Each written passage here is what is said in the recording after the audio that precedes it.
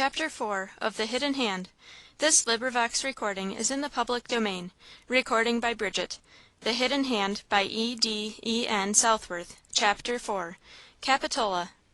Her sex a page's dress belied, obscured her charms but could not hide. Scott. "Please, sir, do you want your carpet-bag carried?" asked a voice near. Old Hurricane looked around him with a puzzled air, for he thought that a young girl had made this offer, so soft and clear were the notes of the voice that spoke. "It was I, sir. Here I am, at yours and everybody's service, sir," said the same voice. And turning, Old Hurricane saw sitting astride a pile of boxes at the corner store a very ragged lad some 13 years of age. Good gracious, thought Old Hurricane, as he gazed upon the boy, this must be Crown Prince and heir apparent to the King of Shreds and Patches. "Well, old gent, you'll know me next time, that's certain," said the lad, returning the look with interest. It is probable Old Hurricane did not hear this irreverent speech, for he continued to gaze with pity and dismay upon the ragamuffin before him. He was a handsome boy, too, notwithstanding the deplorable state of his wardrobe. Thick clustering curls of jet-black hair fell in tangled disorder around a forehead broad, white and smooth as that of a girl. Slender and quaintly arched black eyebrows played above a pair of mischievous dark gray eyes that sparkled beneath the shade of long, thick black lashes.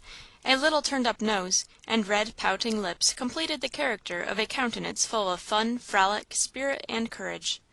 "Well, governor, if you've looked long enough, maybe you'll take me into service," said the lad, winking to a group of his fellow newsboys that had gathered at the corner.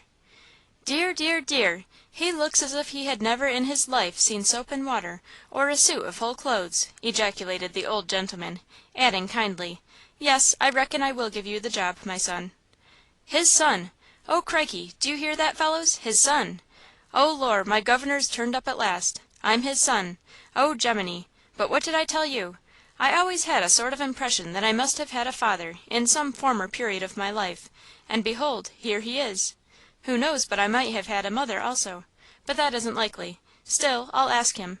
How's the old woman, sir?" said the newsboy, jumping off the boxes and taking the carpet-bag in his hand. "What are you talking about, you infatuated tatterdemalion?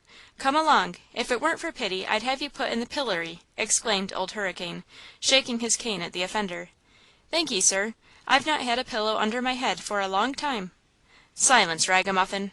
"Just so, sir. A dumb devil is better than a talking one," answered the lad, demurely following his employer. They went on some distance, Old Hurricane diligently reading the names of the streets at the corners. Presently he stopped again, bewildered, and after gazing around himself for a few minutes, said, "Boy." "Yes, sir." "Do you know such a place as Rag Alley in Manillo Street?" "Rag Alley, sir?" "Yes, a sort of narrow, dark, musty place, with a row of old tumble-down tenements each side, where poor wretches live all huddled up together, 50 in a house, eh? I was told I couldn't drive up it in a carriage, so I had to walk. Do you know such a place?" "Do I know such a place? Do I know Rag Alley? Oh, my eye! Oh, he! What are you laughing at now, you miscellaneous assortment of variegated pieces?" "Oh, dear, I was laughing to think how well I knew Rag Alley." "Humph! You do look as if you were born and bred there." "But, sir, I wasn't." "Humph! How did you get into life, then?" "I don't know, governor, unless I was raked up from the gutter by some old woman in the rag-picking line," said the newsboy, demurely. "Humph! I think that quite likely. But now, do you say that you know where that alley is?" "Oh, don't set me off again! Oh, he! Yes, sir, I know." "Well, then, show me the way and don't be a fool." "I'd scorn to be it, sir. This is the way," said the lad, taking the lead. They walked on several squares, and then the boy stopped, and pointing down a cross street, said, "There, governor, there you are." "There? Where? Why, that's a handsome street," said Old Hurricane, gazing up in admiration at the opposite blocks of stately brown stone mansions. "That's it, hows'ever. That's Rag Alley. 'Tain't called Rag Alley now, though. It's called Highfalutin Terrace. Them tenements you talk of were pulled down more'n a year ago, and these houses put up in their place," said the newsboy. "Dear, dear, dear, what changes! And what became of the poor tenants?" asked Old Hurricane, gazing in dismay at the inroads of improvement. "The tenants? Poor wretches, how do I know? Carted away, blown away, thrown away, with the other rubbish. What became of the tenants? Ask of the winds that far around with fragments strewed the sea." "I heard that spouted at a school exhibition once, governor," said the lad, demurely. Humph! Well, well, well, the trace is lost. What shall I do? Put advertisements in all the daily papers? Apply at the chief police office? Yes, I'll do both," muttered Old Hurricane to himself. Then speaking out, he called, "Boy!"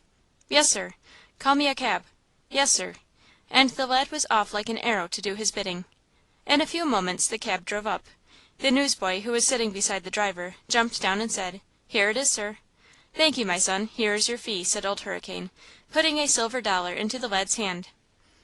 "What? Lor', it can't be! But it is! He must have made a mistake! What if he did? I don't care! Yes, I do, too!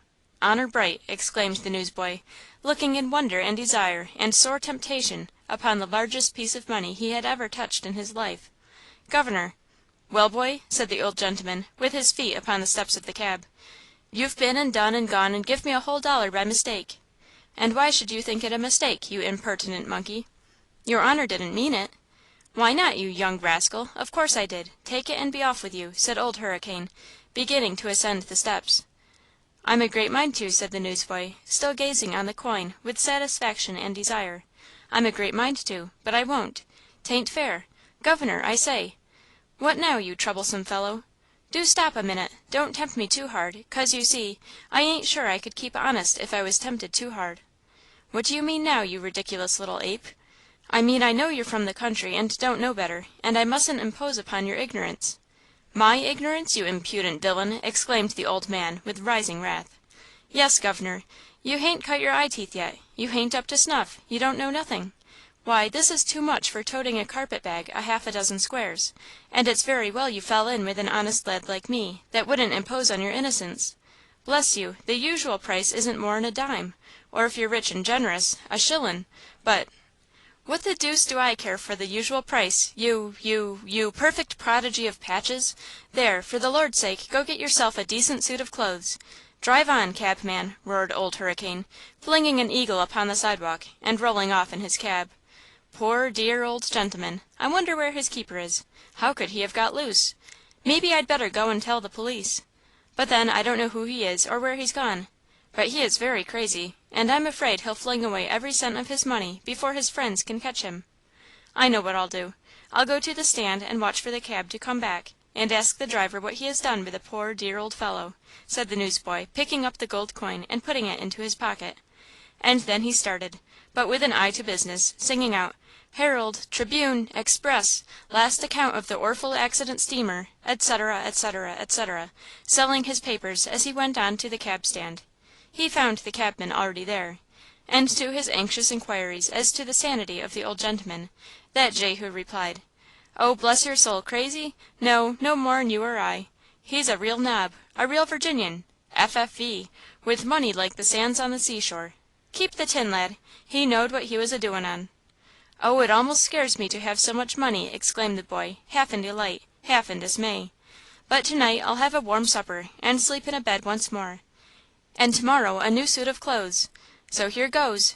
Herald, Express, full account, the horrible murder, Bell Street, Ledge," etc., etc., etc., crying his papers until he was out of hearing. Never in his life had the newsboy felt so prosperous and happy. Chapter 4